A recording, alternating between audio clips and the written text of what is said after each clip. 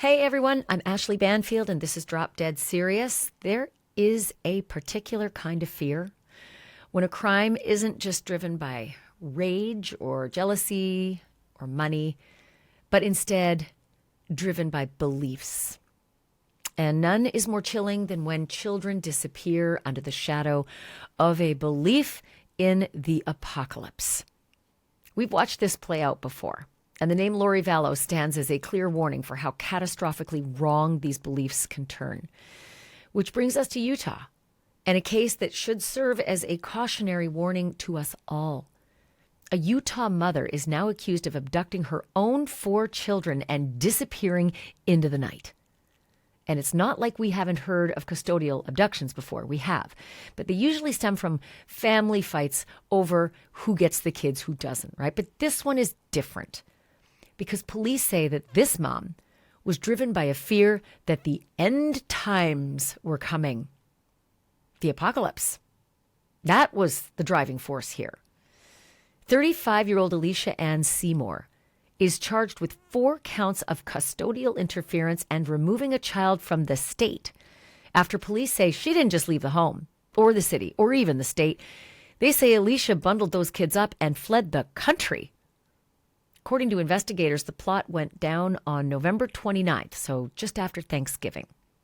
That's the last day anybody outside of her family saw or heard from Elleshia. And police say she stopped answering phone calls from a coworker and from a friend on that very same day, November 29th. A couple days later, on December 2nd, officers with the West Jordan Police Department in Utah went to Seymour's home to do, the obvious, a welfare check.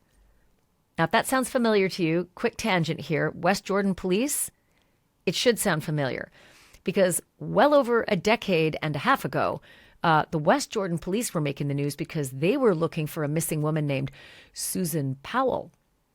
Susan was missing, and her husband, Josh, was trotting 2 kids all across the country and really not seeming to care much about his missing wife. Oh, that and his alibi story, which was, I don't know where she is. I went camping with the kids. But who goes camping when it's sub-zero temperatures and a blizzard? Yeah. His story was he went winter camping with a toddler in diapers. 2 little kids camping out in a tent in the freezing cold terrain. Yeah, so the West Jordan Police had quite a case on their hands. They never were able to find Susan Powell, and sadly, all our suspicions about Josh, true. He was a maniacal, sick, and twisted child killer, and probably wife killer. He took those kids across the country to the state of Washington, and he ended up killing them by slicing them with an axe, and then blew up his house. So that was Josh Powell. That was the West Jordan Police. So this is another big high-profile case for them. So when they went to check on Elleshia's home for the welfare check, they found that the front door was unlocked. House was empty. No kids in sight. Nobody there. Everyone was gone. No sign of a struggle. No explanation for this. And neither of the kids' fathers had any idea that Elleshia was planning to leave or where she might have even thought to go. What investigators did find inside that home, however, raised some pretty big alarm bells. According to the court documents, the officers discovered a curious little notebook. And inside the notebook, they say she had scrawled a couple of plans to get rid of various documents and get rid of cell phones, but also get the passports and leave the country.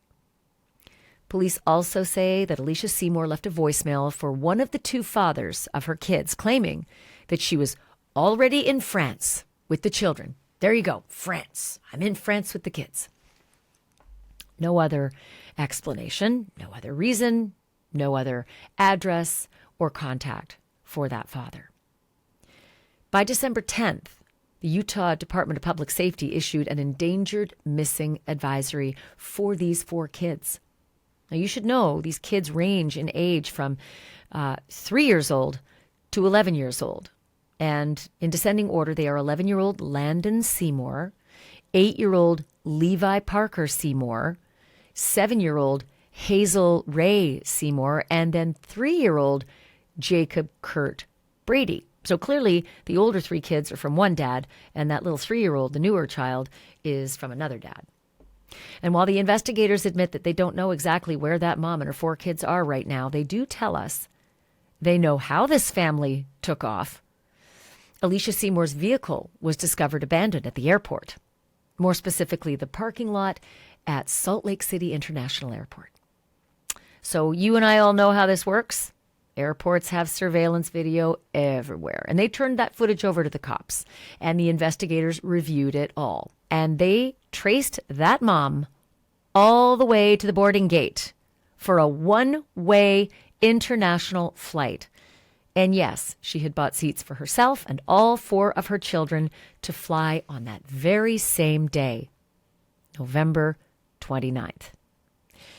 So, interesting. Where'd the flight go? That'd be your number one question. It wasn't France, folks. And it wasn't a direct flight either.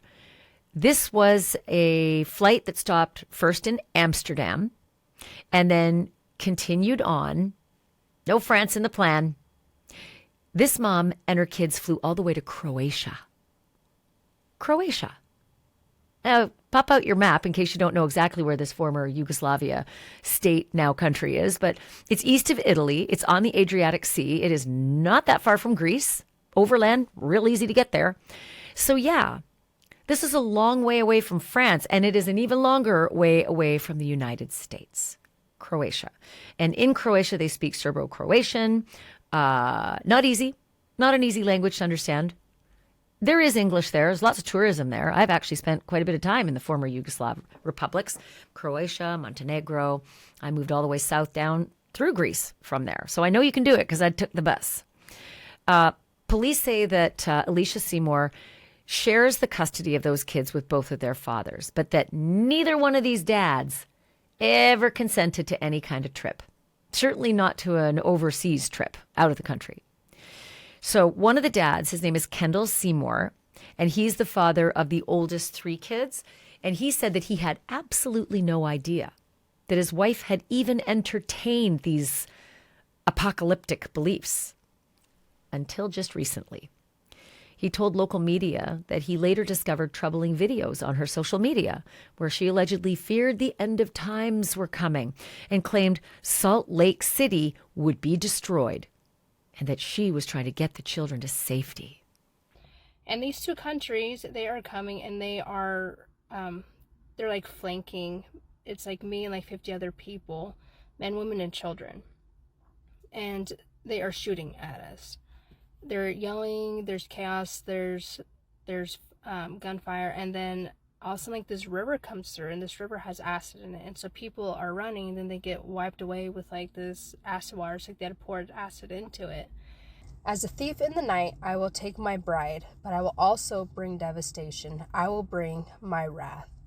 Disasters are underway, power outages, financial loss, earthquakes, and floods. I have asked you to move, and many of you did not. As the world has sleeper cells, so do I. I have called and begun to activate them. I have asked many to leave, but I have also asked many to stay. For those who chose to not listen, I am merciful, and my Father demands justice, for I am your rock and foundation.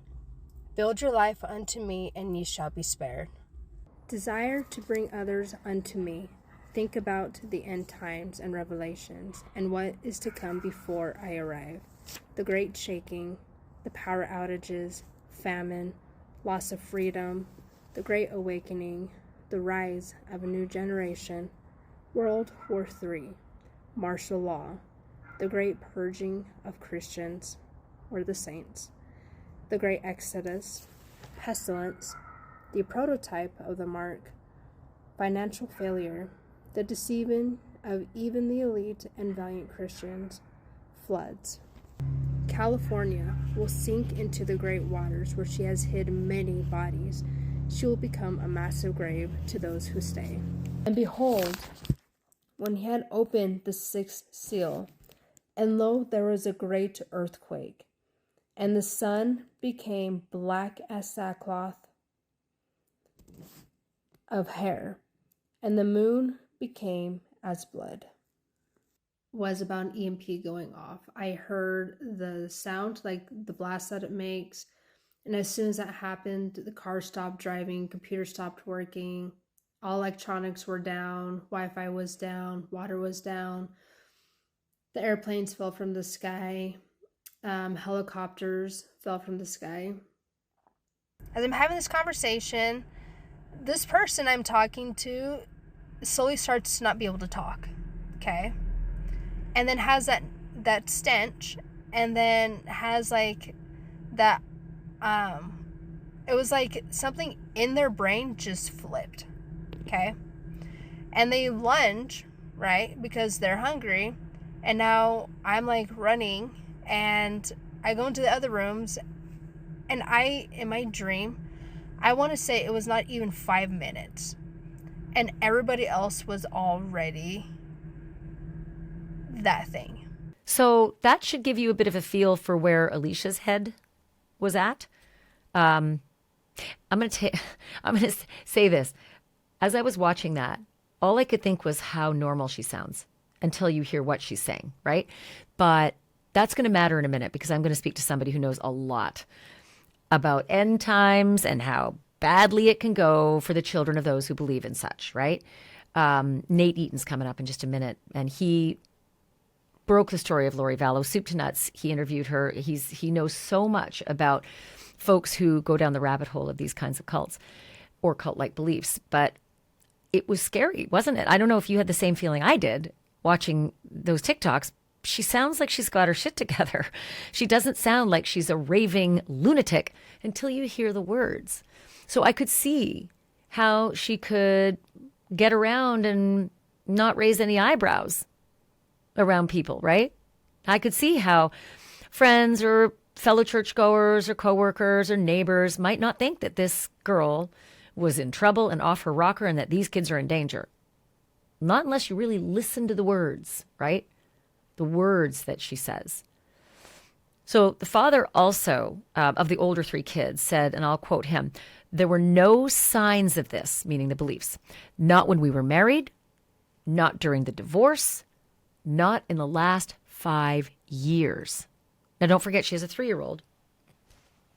So she clearly had a relationship with someone else in the last 5 years. And it doesn't sound like she remarried, because her name is still Seymour. She hasn't given up her married name from her first husband. But that's troubling, that the father of these 3 kids had absolutely no indication that anything was going sideways. And now the case has escalated far beyond the borders of Utah, right? Federal Bureau of Investigation, the FBI, is working alongside the West Jordan police to try to find these kids and get these kids home and get these kids to their dads, right? Get these kids to safety, because this woman, first of all, she's breaking a bunch of laws. So there, that's all we need to, I don't care what you think about relationships between moms and kids and all the rest. She's breaking the law. You can't take kids away from their custodial parents. You can't just pack up and leave. You can't disappear like that. It's not up to you. Yeah, there's 2 sides to children. If this story sends a chill up your spine, you're not alone, because we've all been there before, right? Another mother, another belief that the world was ending, another insistence that she was just protecting her children from what she believed was coming next. Her name was Lori Vallow. And what started as apocalyptic thinking, wrapped in the language of faith and destiny, ended with absolute calamity. And when I say that, I have a list. Lori murdering her 4th husband, Charles Vallow.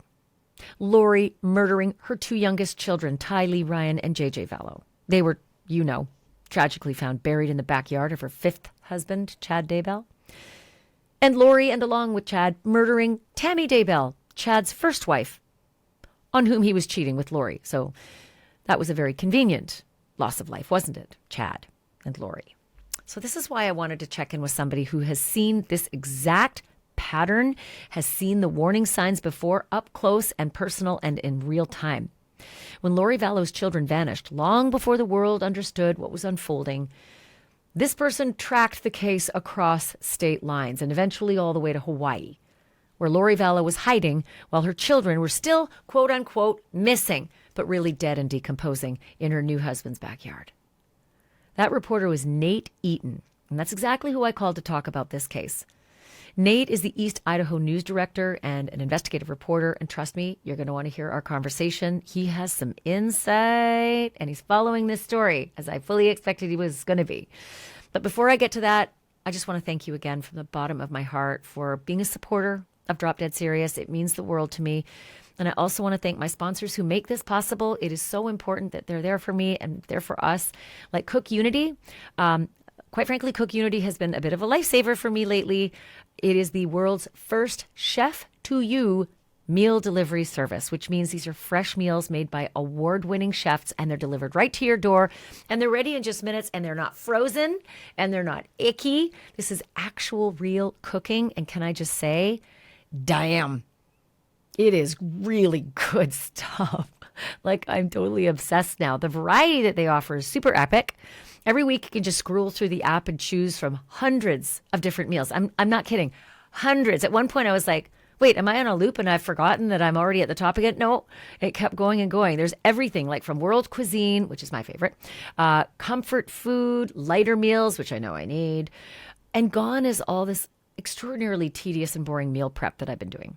So I went super bananas over the chicken biryani. Oh my God, you have to try it. It is so effing good. Chicken biryani. Commit it to memory. Also really like the chicken Thai sausage. Both of them were by the same chef. I didn't realize that until I looked a little closer. Arthi Sampath. And now I'm obsessed with Arthi. Seriously, I will find her. I will track her down and knock on her door. She's that good. And if you want some half-price meals, I got you. You heard me. Half price. Go to the link in the description and try Cook Unity. I got you 50% off your first order. You're welcome. Just try the link in the description below and use my code Banfield. Just like it sounds, Banfield. Try it out. That's Cook Unity. Use the code Banfield and tell me in the comments which chefs you like best, and say hi to Arthi for me. All right, here is my conversation with Nate Eaton about this very disturbing and evolving case. Nate, this is such a disturbing pattern that we're seeing, and sadly, not the first time we've seen this pattern. Yeah. Doesn't it harken back to the days, Ashleigh, of Lori Vallow? Yeah. Of other parents. I covered another story a few years ago about a mother in Arizona that took her son and fled, and they were found in Alaska, the Thibodeau story. And that Lori Vallow and Chad Daybell, that's kind of the first people I thought of when I heard about this mother who took off with her kids, 4 of them, and boarded a flight and has not been seen from since. And not just a flight, to the other state or across the country, but over into international territory. And so now you have these fathers who are here in America wondering where their kids are and if they're okay, and hopefully if they're alive. So terrifying, because once you leave the jurisdiction, it becomes so much more difficult internationally to get your kids back and to find them. And you go to you involve Interpol and local authorities in other countries, other languages. It's all just very, very complicated and so much more difficult. Do you have any idea where the investigation stands at this point, what they've been able to find, other than just the obvious, they're not here and there's some telltale things left behind in the home? Right. I think that at least according to the father, Kendall, the one who I interviewed recently, they believe that they're somewhere in Croatia or that area. That's the last contact they've had with them, and that the police, from what he says, the investigators are able to track where they're at, or at least have some sort of clue as to where they're going. They're obviously not announcing it, because if they do announce where they're at, you could the mom could find out, Elleshia could find out and go somewhere else. Hey, she's socially, she's savvy with social media too, so she could be following all of this. Very savvy, and now she's kind of, I don't want to say has a bigger following, but more people are aware of her. I know that I did say to Kendall, the dad, I said, are you going to go over there? Are you going to go to Europe? Because as a parent, you'd think I'd want to go right where they are. But he said, I don't know what good that's going to do. If I fly to Ireland or Croatia or any of these countries where they could be, what am I going to do?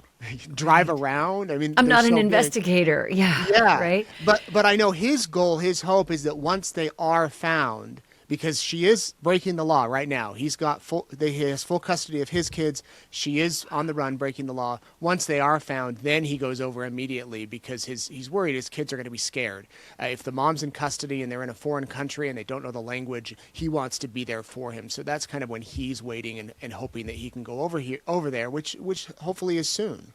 And brainwashed, these kids, you can only imagine what she's telling them as they're on the run doing all these weird things in a weird country with different languages. And, you think about how, as a parent, I would be clawing my way as close to the action as I could be.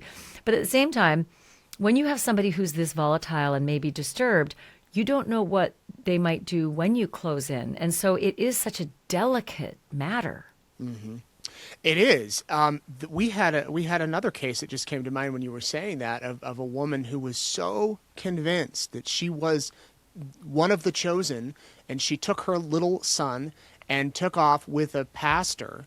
And she actually spoke to me on the phone a few years ago when she was in hiding, and adamantly told me up and down, no, God has told me to do this. I don't care who you are. I don't care what the authorities say. My courts are not of this world. They are of another world. They did fortunately find her, but she was telling off the judge. She refused to cooperate in court. She represented herself.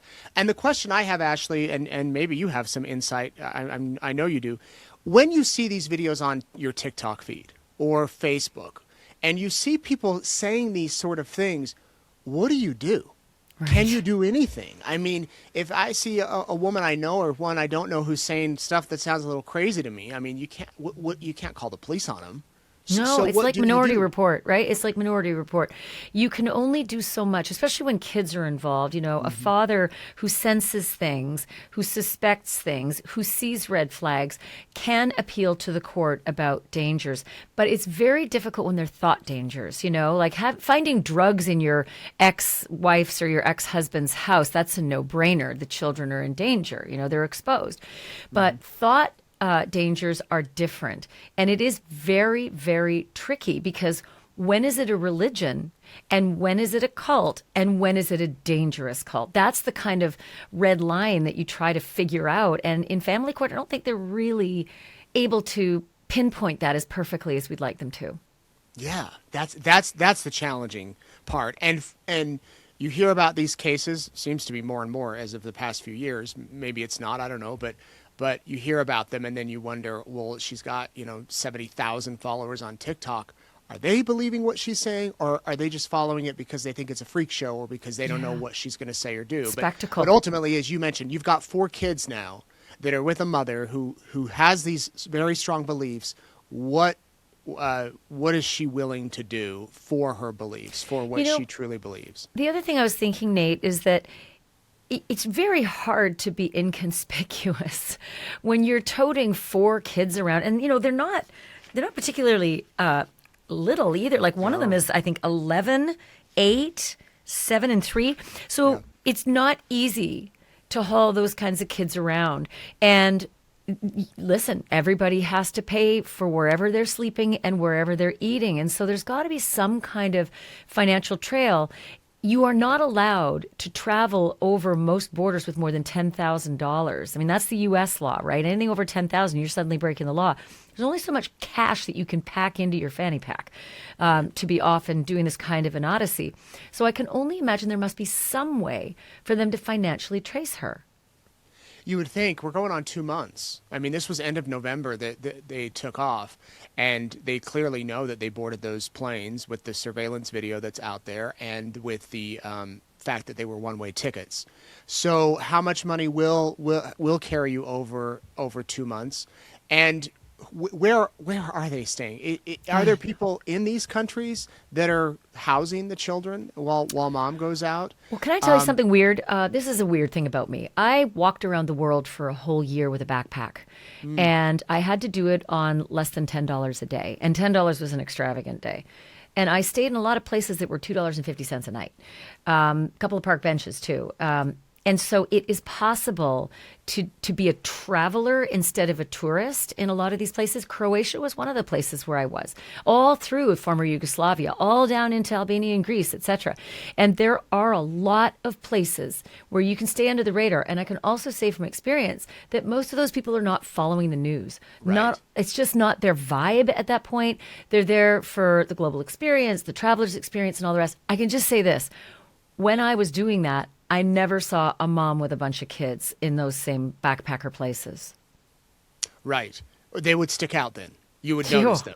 But would Would you they do ever? anything though? That's the thing. If a mom's like, yeah, we're touring around, you're not gonna pull up your phone and be like, I think this is wanted woman from America.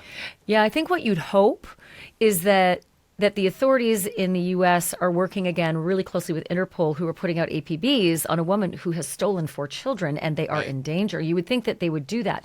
It's just how many people will she come across in these obscure kinds of places where she's finding refuge who may have said, I saw that on my feed. Because one thing that was different about when I was traveling is that we didn't have phones with our feeds on them. You had to watch the news, and people Right. just weren't doing that in the circles that I was traveling. We were backpackers. That's different now. So hopefully there will be those. I can tell you this: James Sullivan murdered his wife and in Atlanta, and then took off to Thailand. This is back in the 90s. And you know how he was caught? Well, he first of all tried in absentia, but you know how he was actually caught and brought to justice? America's Most Wanted. Someone in Thailand watched it and then recognized him. So it does happen. People overseas do notice American stories that are big. It's just hopefully they got some kind of penetration into the press there, or at least onto the feeds where these people might be watching. Well, who knows, Ashley? Who's going to hear this? Who's going to see this?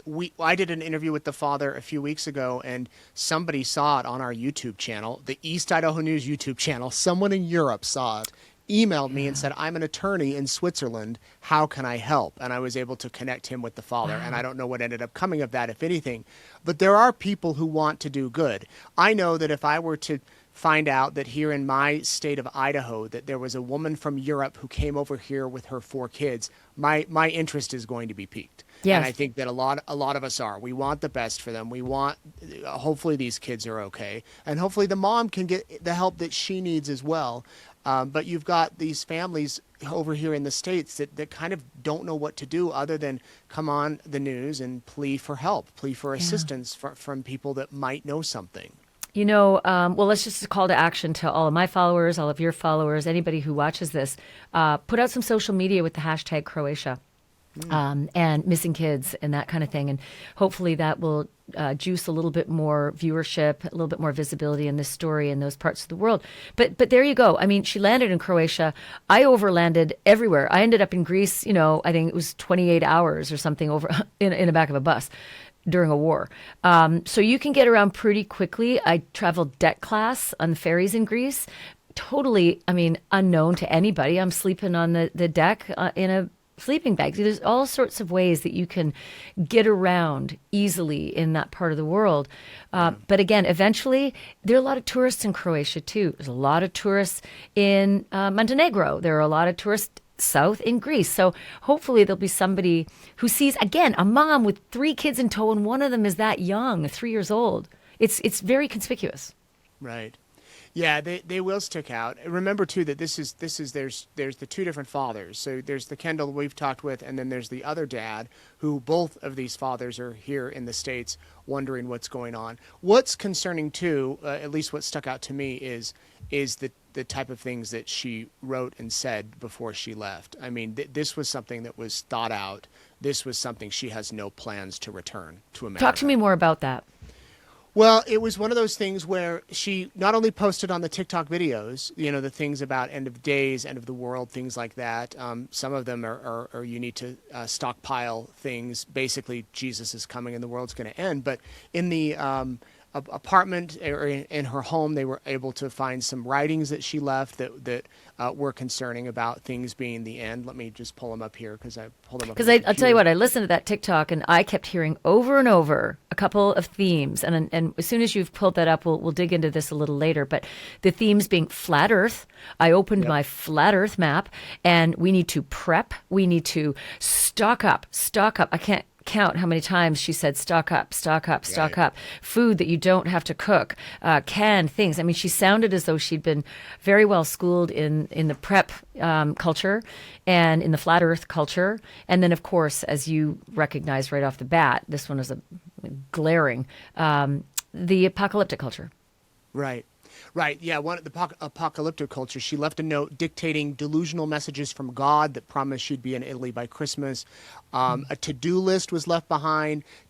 She said that paperwork needed to be shredded, destroy identifying photos, throw away the phone, purchase prepaid phones. And then one of the alarming things, she forged, apparently, allegedly, she forged the kid's passport, which stuck out to me. I've got 3 kids. I got a notice that their passports expire this coming at the end of the year. And they said, in order for you to renew them, because they're minors, we have to go in, my wife and I Right. together with the children. It can't just be me by myself. I did ask Kendall about that. The father, he said, well, she could have had a notary. She could have had it notarized, even though it wasn't really him. I mean, there might be ways around it. So she forged the passports to get the kids out of the country. And had he known, and this was one of the reasons he wanted to speak out, he would have said, no, why are you Right. taking them overseas? So to other parents that might be worried about their exes or their spouses doing these things, his word was, please pay attention, because you never know what they might be doing. I mean, that's such great advice and also very introspective. I also have 2 kids and I split from their dad, oh gosh, almost 2 decades ago. But because I'm Canadian, I would go back and forth to Canada all the time in the summer with the little monkeys. And I remember the first time and the customs agent said, where's the note from the dad? And I said, what are you talking about? And they said, where's the note from the dad? This was when we weren't even split. We were still married and there were no problems. And I said, but he's coming in 2 weeks. I'm going before. And it was a big issue. So every Right. single time I crossed the border, I had to have a notarized, letter from the kid's dad. And I'm shocked that the airlines aren't more prescient about this, because they insist that they see your travel documents, because it's on them to return you if the customs and border agents in the arriving country reject you. It's on the airline to bring you back. They're responsible. So I'm shocked that they got through the airline and that they got through whatever agency. Maybe there was research. Maybe Croatia is known to be a little more lax when it comes to Right. traveling with children unaccompanied with both parents. Well, and also, Ashley, they left, it was Thanksgiving week, the busiest travel time of the year. And so, and I'm not blaming the airline people unless they did something wrong. We don't know. But they had thousands of passengers going through That's a there. good point. It's in Salt Lake City. A lot of parents are traveling with just the kids, one parent alone. So it could have just been a thing done in haste. But I guess the good news is that they do have that surveillance footage showing they actually got on the plane, because sometimes there can be questions of, did they take off? Did they use their real tickets with their real names? We have seen the surveillance photos, and they have been able to pull the documents. As you mentioned earlier, this is one of those cases that I think the authorities want to be super careful on, because who knows what frame of mind the mother is in, Elleshia Seymour. And if she thinks they're closing in or they're getting close to her, and she's been instructed by God or someone else to do whatever it takes, you don't know what you're going to be. And I don't want to say she's not rational, but maybe she's not rational at the moment. And so you have to be sensitive with those type of things. And again, hopefully they know a lot more than what they're saying publicly. Well, you have good reason to say that. I mean, the biggest story that you've covered, I'm guessing, has been Lori Vallow, and look what she did. Look what she did to those children based on these absolutely backwards beliefs. I mean, it can be all encompassing for someone who's mentally ill and then also has that, dash of sinister. We never saw one slice of remorse from Lori Vallow. Yeah. Not one. It was, God told me to do this. I will do whatever he commands. And her children were dead, one wrapped up in plastic and duct tape, the other burned and cut into pieces and Mutilated. buried. She didn't care. I mean, she just messaged me this week, Ashleigh, saying, have you prayed to find out if I really am one of God's chosen? And if I am, will you treat me differently and cover me differently on the news? Wow. So, it's still, she's still there. She's still there.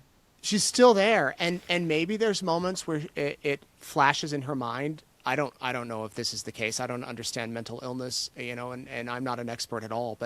But if you have these type of delusions and you have these beliefs and you go to the point where Lori Vallow and Chad Daybell went, I don't know how you can rationalize with that or negotiate with that. And if not saying that Elleshia Seymour is that extreme, but maybe she is, you have to wonder and you have to worry. Yeah, and I'll tell you what, I see differences, and I have a feeling you might too, in the mental illnesses of Chad Daybell, because you don't murder two children and do what they did to these children without being mentally ill in some way.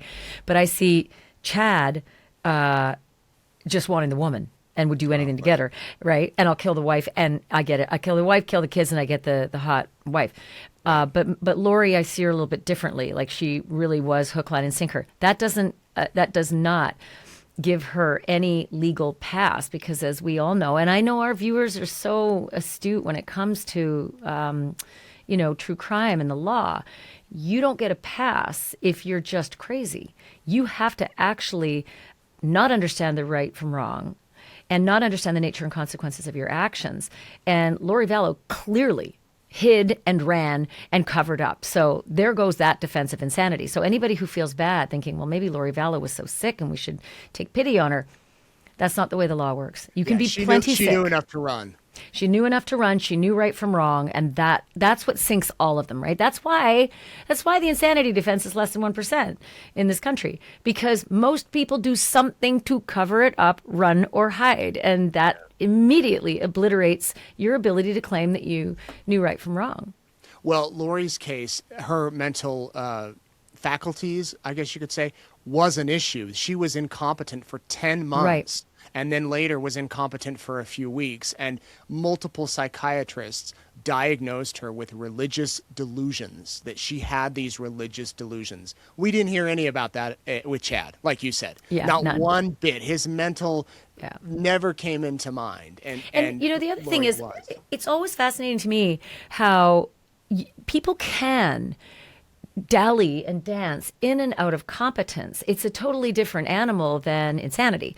You can be competent but insane. So competence is simple. It's just two things. Do you understand the charges? Can you help your lawyer? That's the only two things. So I could see how Lori could be so obstructionist and intransigent, where the lawyer says, I can't speak to this woman. She just will not listen. She doesn't hear me. I can't get through to her.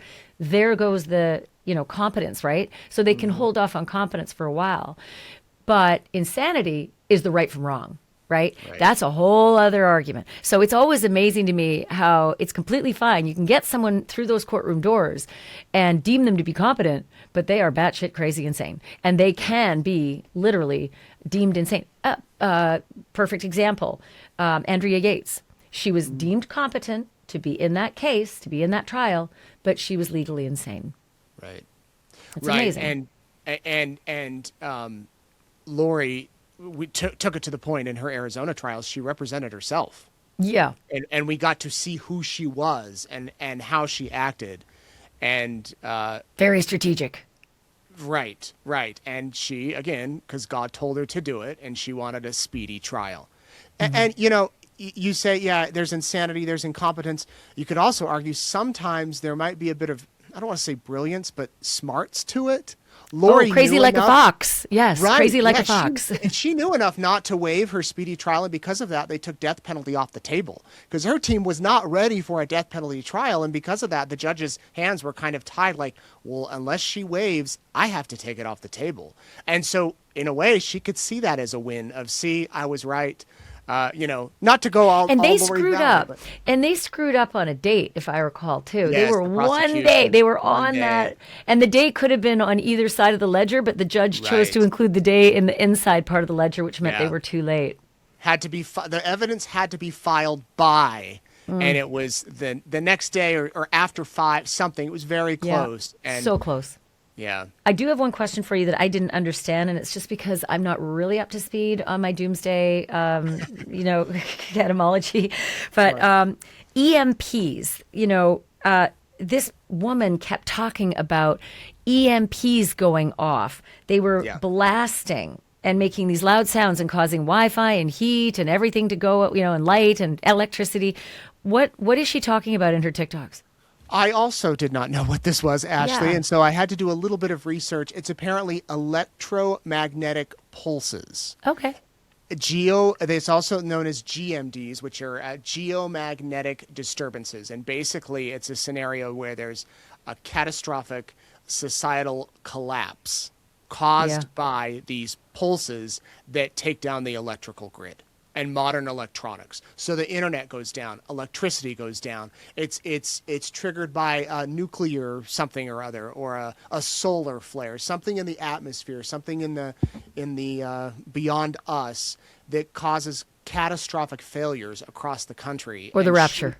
Right. She firmly believed that these EMPs were coming or will be here soon, and that the world will be crippled because modern technology, internet power does not work. So what I found particularly disturbing, not the least of which was the language that she was using, and the doomsday prophecies and all the rest, and her call to action to others to get ready, get prepped, and let's get out of here, was how sober she seemed. Like on her TikToks, doesn't look like the ravings of a mad woman. So I could see how she could prosecute her life quite simply by traveling place to place with these kids and coming off as completely normal. Right. She does appear normal, and I don't know how to say. It's not like you could listen and be like, she's a little crazy, but okay, maybe she's into that, stuff. Not like, oh my gosh, stay away from her, she's dangerous. Call the police. She's got 4 kids and she's nuts. It doesn't look like that. Right. And I think on one of the videos I saw, one of these things that she prophesied or believed was coming is that like 80 to 90% of the world would die if they didn't heed these warnings and these prophecies, if they weren't ready within like a year. And it could be a death of starvation or diseases or different things like that, because these EMPs would hit the world. And if you weren't prepared, if you weren't following the type of things that she was saying, you would be one of the millions who would die. I always wonder with the preppers, though, like, okay, what happens when the supplies run out? Then what? You can't prep for after prep. Good question. Good question. Well, I guess it could be like COVID times where you run down to Sam's Club and get as much toilet paper as you can and hide it in the basement. I ran through my whole supply. I did too. We ran out very quickly. But I wasn't prepared, Ashley. When I went, they were out. That's right. I had a few of those episodes too, and I thought, for next time. Well, listen, you've been super helpful, and I have a million more questions too. So I'd love to have you back and talk about this case as they hopefully find some signs of her and get those children back to safety. Yeah. Happy to have you. Happy to be here, I should say. And congrats on the podcast and all you've done. Oh, thank you, Nate. I appreciate it. And go Hoosiers. My kid's an Indiana kid. Nice. Yeah. We'll see you soon. Cool. Take care. Okay, I am on it, y'all. I am going to keep following this case, and I'm going to knock on Nate Eaton's door again because he is very insightful. And I only got to half my questions, and I have so many more for him. So make sure you're subscribed. 2 reasons. I don't want you to miss any updates because I'm moving fast, just like lightning. But also, it would be great. You're doing me a real solid if you subscribe, and thank you if you've already done so. And as for today, thank you so much for listening and for watching. And remember, the truth isn't just serious, it's drop dead serious.